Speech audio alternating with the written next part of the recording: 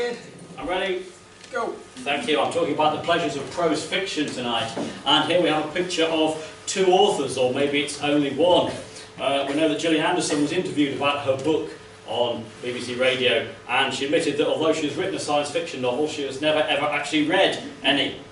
So maybe it's the work of her collaborator Jeff Rovin. Either way, it's called A Vision of Fire. I'm sure many of you will know that Mr. Duchovny's book has just come out. It's called Holy Cow.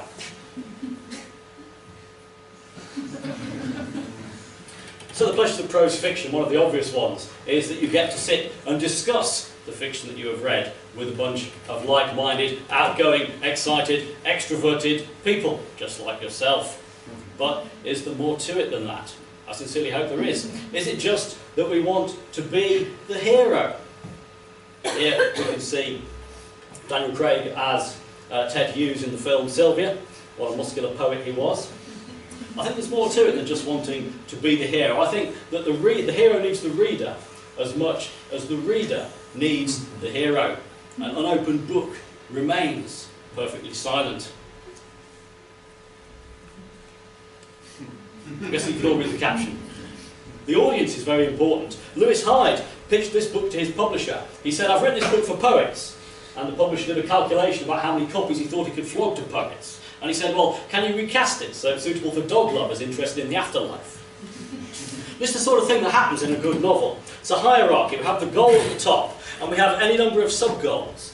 In a really good novel, the sub-goals will hopefully cast light on the goal. And as we read through the book, this is the sort of structure that we're trying to keep track of in our heads. It's one of two.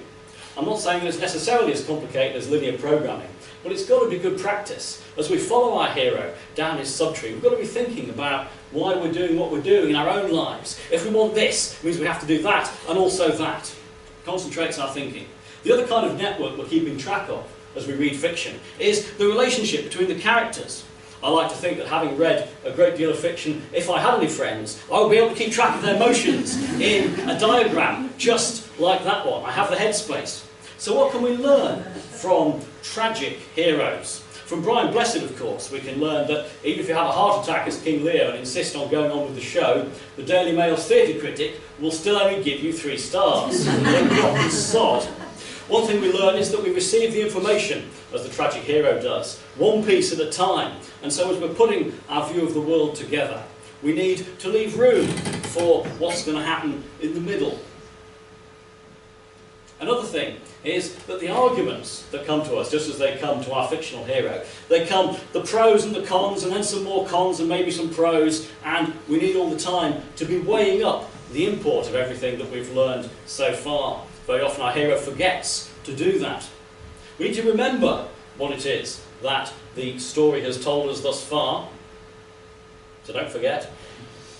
But more important than just remembering, often we get back references to something that has come up in the fiction before. We see it again in a different light. So we have, and I think it's a rather beautiful image, we have a reinterpretation of something we thought was familiar. Very often prose fiction has the structure of a memory, but when an author refers back to something, he does so in a slightly different light. And then there's the ending. Your Hollywood film usually ends with the triumph of good, or just occasionally, if there's not to be a sequel, the triumph of evil.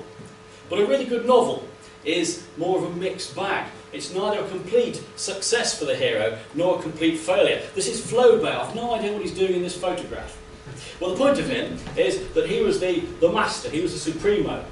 In Sentimental Education, he gives us the best mixed ending. On the face of it, the hero Frederick is a complete success, but actually, emotionally inside, he is a wreck.